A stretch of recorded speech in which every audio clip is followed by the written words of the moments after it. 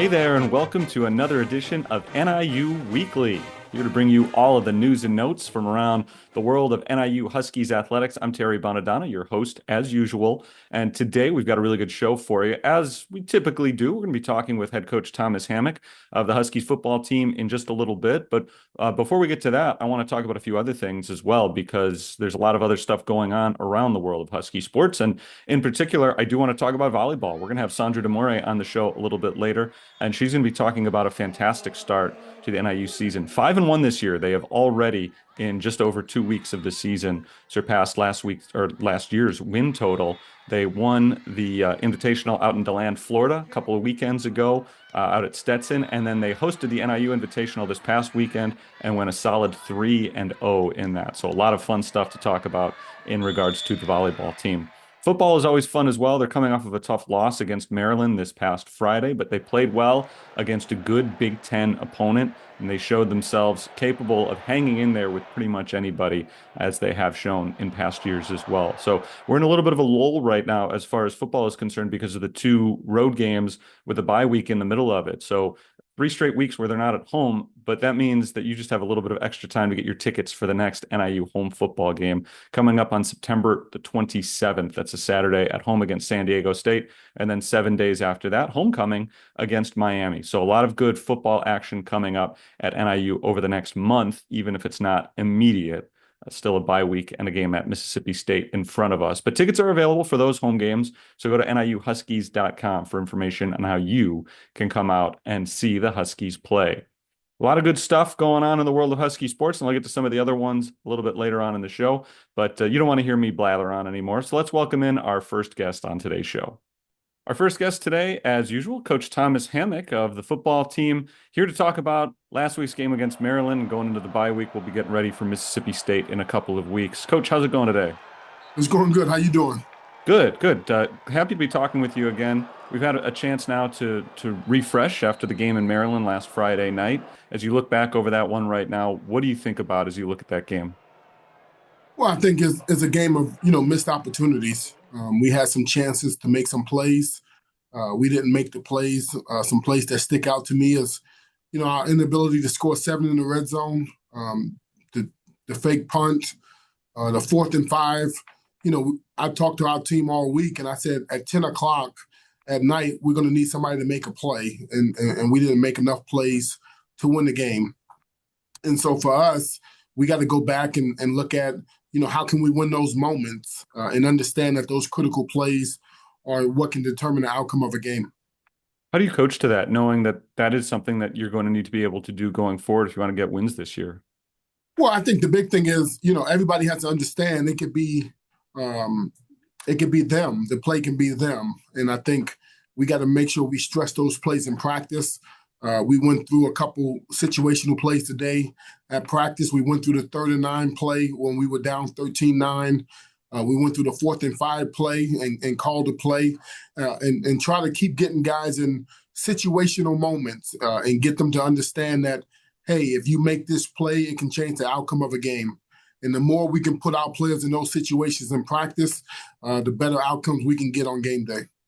Let's talk about some of the positives from that game against Maryland last week. And in particular, I want to talk about the line play, because when you're playing a Big Ten team, that's where you're supposed to get dominated on the lines. And both offensively and defensively, you didn't get dominated by that bigger, more athletic team in Maryland.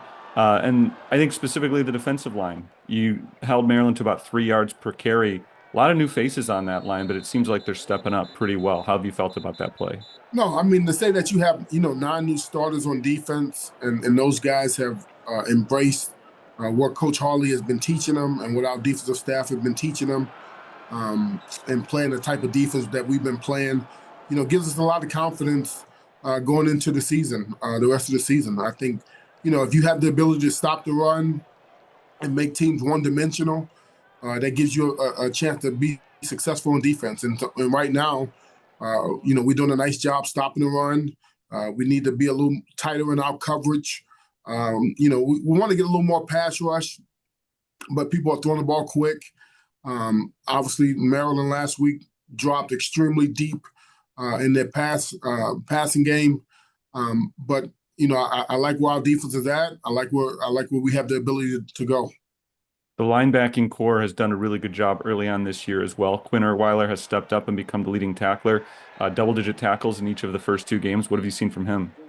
No, I mean, our D line is allowing our linebackers to play downhill, and that's one thing that I really have liked from our defense is how our linebackers are shooting gaps. Our D line is keeping those guys clean, allowing those guys to be downhill where they can make plays, and they're running sideline to sideline. So if we can continue to do that, I think we can continue to play great defense.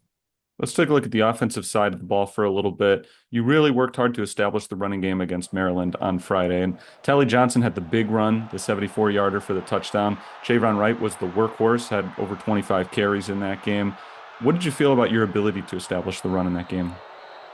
Well, I think you know we have to be a little more consistent in the run game. It was too much feast or famine, in my opinion. We have to make sure we're getting more 4 and 5 consistent runs, staying normal down in distance. We are facing too many third and long situations, and I think part of that is, we've been self scouting this week. Our passing game on first down has not been good, to be honest with you, and so we got to get that a little more consistent. Our ability to create positive yardage plays on first down in the passing game, and our ability to be more consistent and break tackles in the running game, which would give us more manageable situations on second and third down. When you look at the passing game, Josh Holst has been efficient. He's completing 65% of his passes. He's only thrown one interception through two games. So he's doing some of those things well, but we haven't seen a lot of big plays. He's only thrown for just under 200 yards through two games. How do you get to a point where you're making the other team respect the passing game a little bit more seriously? Well, you definitely have to take more down the field shots. We definitely worked on that today. We have to push the ball down the field. And I think that's been a point of emphasis in practice, and we're certainly going to do that in games. And he has to cut it loose a little bit. He has to play freer, take some more chances, and we're giving him the freedom to do that.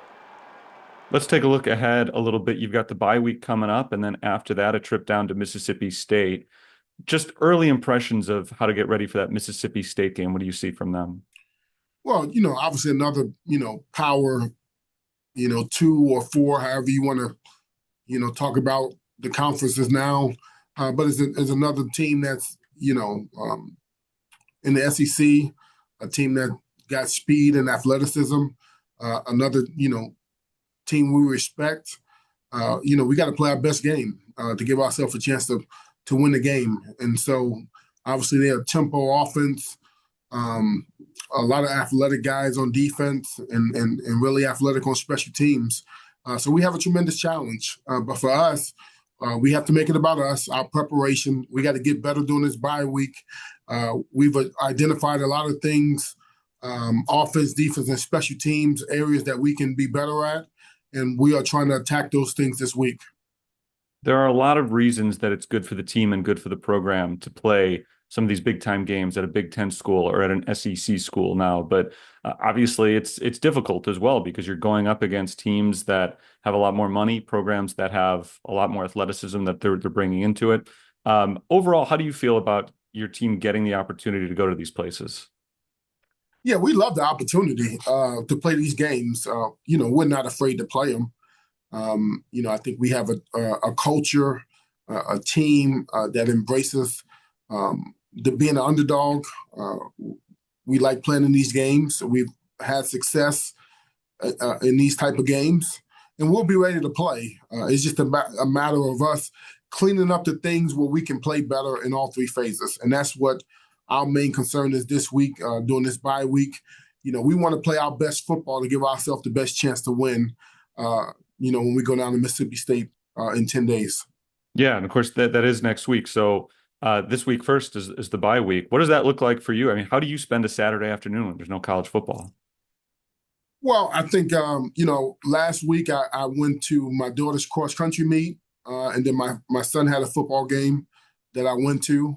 We got back, 4 o'clock in the morning Saturday, At 8 o'clock, I was at her cross country meet, and then I went to his game at 2:30. I think, as a coach, a lot of times we sacrifice a lot of things with our family.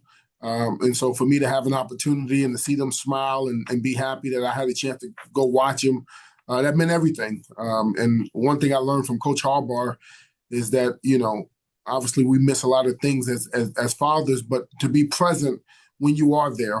And, I was present this weekend. I'm going to be present again next weekend to see my kids. And to me, that's the most important job I will ever have, is being a great father and a great husband. To me, those things are the most important things in my life. Yeah, it sounds like you didn't get a lot of sleep, but it's nice you get to be a real person for a little bit, right? No, I didn't. Like I said, we got back at 4 a.m. I had to drive out to Neuqua Valley to a cross country meet, and obviously there's a lot of people out there, and it was good to see. And I drove and saw my son, so that was awesome. Well, Coach Hammock, pleasure as always to talk to you, and we're looking forward to next week in Starkville. Thank you, and go Huskies. Our next guest today on NIU Weekly is the head volleyball coach at NIU, Sondra D'Amore. It's a pleasure to have you with me here on NIU Weekly. Yeah, thank you so much for having me. Let's start with the obvious. You're off to a 5-1 start. You've won a couple of tournaments already to begin the year. What to you has been the key to the hot start? Yeah, I think just the hard work in the practice gym is starting to pay off on the weekends. We're pushing them in there, every day, and even after having, another great weekend, we came back strong yesterday, and we just have to keep getting better and better. I think that's our focus as a staff, and I think this team realizes that they need to keep getting better too. And they're a gritty group. I've said that a lot, but I think you see it in some of these tight sets that they really believe they can win and they're going to fight for it. So that's been awesome to see from the start. I think, to me at least, the results are probably the most important thing, getting those victories Yeah, as opposed to, winning the tournaments. That doesn't necessarily mean all that much a non-conference tournament, but for sure. to be able to walk away from a weekend knowing that you are the champions of that tournament, especially with a young team, what does that mean to be able to call yourself a champion? Yeah, I hope they feel confident after that. It's winning is hard. I said it every year, no matter who you're playing at this level, winning is hard. And to be able to do it consistently in tight situations and to do it 3 times in a row and to win a tournament hopefully builds confidence in the group. And I think that's going to go a long way in the season, when we're facing tougher opponents. Just that belief that they know how to win. This is a really young team. How do you think they've gelled early in the season? Yeah. They are a close-knit group. It's fun to see. I think because there are, a lot of similar ages, they have that in common and they know that the youth thing is talked about, but it's not something to shy away from. I think at times it can add an element of pressure, but they're doing what they can to just learn quickly and play together as a team, and that's really all we can ask. You've brought in some transfers, and we'll talk about that as we go along, but you've also got a lot of young players who are kind of growing up together within the program, which is something that's very difficult to do in this era of college sports. Yeah. Have you seen a big development from last year to this year in some of the returners? Yeah, absolutely. I think that the core, 4 freshmen last year who played for us quite a bit to return and have all 4 of them on the floor still is, in a program that's still trying to grow and get better. Our recruiting is meant to get better and better, but they leveled up with that group coming in this year, and that was something that we pushed them to do. And I think it's awesome that you have a group that is getting better and better, and we want that to be the tradition of NIU volleyball. Is you're here for your 4 years, and each season you're growing and you're getting better and you're winning championships. Later in your career, and it is hard to do, to your point. But that's our vision, and we're going to do our best to build a culture that our group can buy into that as well. All right. Having said that, I'm going to transition into somebody else because this past weekend you won 3 straight matches at home, your first 3 home Mhm. matches of the year. And the star of that tournament was a transfer. Autumn Flynn was named the Yes. tournament MVP. She comes Yeah. over from a big program. What has she meant to NIU? Yeah. At the end of the day, while what we just talked about is the goal, the portal is going to be needed at some point. Like it's just a part of, today's landscape. And to pick up someone like Autumn from the portal and get her in the spring was an amazing ad for us. She, obviously athletically is helping us tremendously in a very important position. But she's just a winner, and I think that's coming out more and more as we see her play, her competitiveness. And she's, an upperclassman, one of the few. So to add that, someone who has experience, um, who is that competitive has been just awesome for the program to have.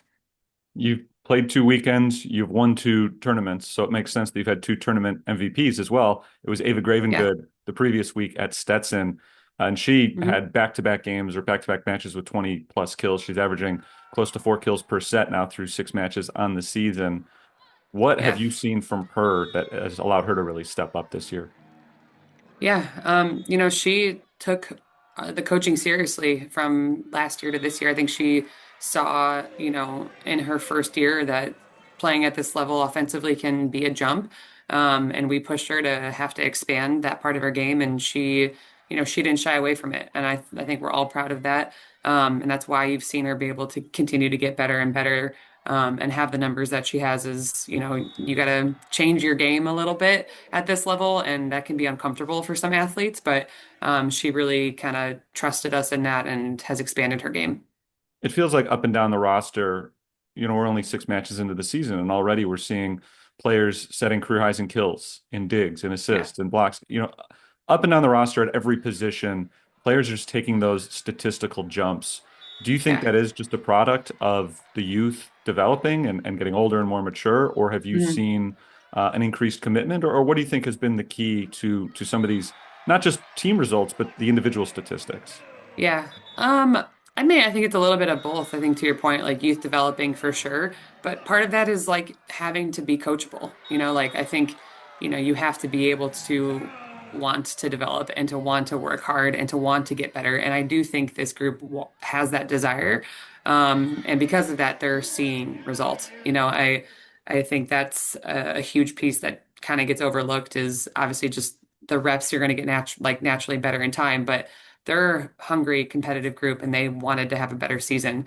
So I think, in part you're seeing they're getting pushed with more depth in the gym as well. That is a huge thing for the program. That's a positive, and I think that that depth is also allowing, some of our returners to keep getting better. What about for you? We're talking about the players and their development. This is year 3 coaching at NIU for you. And it's Mm. certainly the best start that you've gotten off to in the 3 years. Do you think that has been a product of the talent or experience, the increased experience around you, or has anything clicked differently for you this year? Yeah. I think having just more talent in the gym, like I said previously, like I do think the level of play is higher and that's helping for sure, but experience is something that is also really important. As a staff we have 2 years under our belt that we learned a lot from. So we feel a little bit more prepared this year, and we feel like this team is a little bit more aligned with the vision long term. And I think that that's why the results are starting to get there. We know we have a long way to go still, even though our record is what it is right now. We're definitely not done yet, and we're still pushing this team to keep getting better because we're going to see some tougher opponents here coming up. You've won the first 2 tournaments of the year. You got another invitational coming up in Indiana this coming weekend. What can we look forward to in those 3 matches? Yeah, we start off strong with Gonzaga. They're, going to be just more physical. They're, playing at in a higher league, so to say. So with that, we're going to face just a stronger defense, and I think we're going to see that quite a bit in the MAC.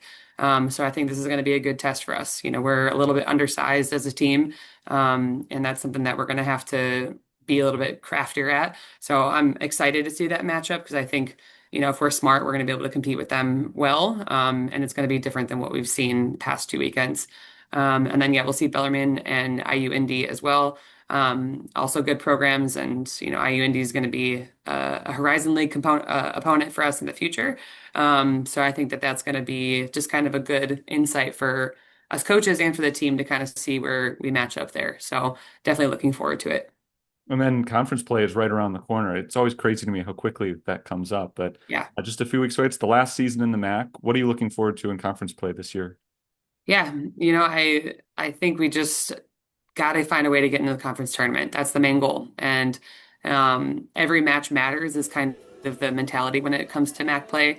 It's really easy to have certain viewpoints on certain teams based on the previous year, but I think the MAC's going to look very different this year.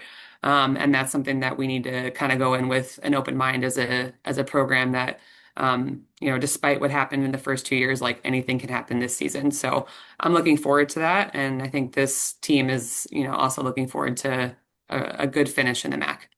You start the season with 6 out of 9 on the road, and then you come home to start MAC play, and then, of course, a lot of home matches coming up during the Yeah. conference season. So this is a little bit of a trap question. I don't mean for it to be because you always worry about excluding people, but I know we've talked about a few of the individuals on the team already. But as the team starts to come home in late September and into October, and we get excited about coming out and watching them play, who Yeah. are you excited for that home crowd to get a chance to view in person?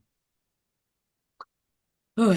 Um, I think like to just feel the like energy between them. Like, I think this group, even just I think about the last few points of the last match we played, we were in a challenge and the group on the court is connecting with the group off the court and they're kind of like battling each other. I don't know what they were doing.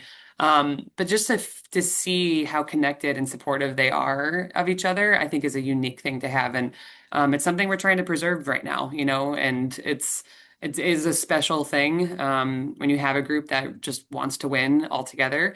So I'm excited for people to see that, just the dynamic and the culture of this program growing. Well, Sondra D'Amore, I'm excited about the start for this team. I know a lot of people around the school are excited about the start of the team. So congratulations on the 2 tournament wins. Thank you Thank so you. much for joining me. We're looking forward to seeing you come back to DeKalb in a couple of weeks. Awesome. Yeah, thank you so much. Good stuff there from Sondra D'Amore, the head volleyball coach at NIU, talking about her team's hot start. And they don't have to wait very much longer as they try to continue that hot start. As we look at the upcoming schedule for NIU athletics this weekend, they are in Indianapolis, and they've got a couple of good ones on Friday, taking on Gonzaga and Bellarmine. And then the hosts of this weekend's tournament, IU Indianapolis, on Saturday afternoon. So that's what's going on in the world of volleyball. I asked Coach Hammock earlier, what does he do on a Saturday when there's no Husky football? I can ask you the same question, and I can maybe even give you an answer. There's more Husky sports for you to take in this weekend. Both men's and women's soccer are playing at home this weekend. Saturday afternoon, it is the men's soccer team taking on St. Thomas in a non-conference matchup. And then on Sunday afternoon, the women's soccer team is home, and they are starting conference play. They take on Miami as they begin their first season, or their last season. They begin their last season in the MAC this year. So come on out to NIU on Sunday, and you can see the women's soccer team take on Miami. There's more action coming up on the other side of the weekend as well. Men's soccer is back at it. They're taking on Eastern Illinois on Tuesday. So there's volleyball action all weekend. Men's and women's soccer are both getting going and both playing home games over the next several days. So plenty to keep you busy, even as the football team is on its bye week this week. They'll be at Mississippi State next week, and we'll be back for more on NIU Weekly to talk about that game and a whole lot more as we return each and every week throughout this fall. That's going to do it for today's show. Thanks for tuning in today. Remember to follow the Huskies online. Go to niuhuskies.com for tickets, for information, for full schedules. And the Huskies YouTube channel as well is full of good stuff, not just NIU Weekly each week, but highlights, press conferences, interviews, and a whole lot more. Thanks for tuning in to this week's show. Thanks to our guests this week, Thomas Hammock of the football team and Sondra D'Amore of the volleyball team. Thanks to you for tuning in and for being a fan each and every week of NIU athletics. A lot of good stuff going on this fall in DeKalb, and I'm excited to be here with you for it as we break things down over the next several weeks. Thanks as always to Kevin Meyer, our editor on today's show, for Jeremy Reed and Mike Hasse of the Strategic Communications Department for helping get these interviews set up and helping to coordinate the show. I'm Terry Bonadonna signing off for now, but I'll be back for more next time on NIU Weekly. Go Huskies.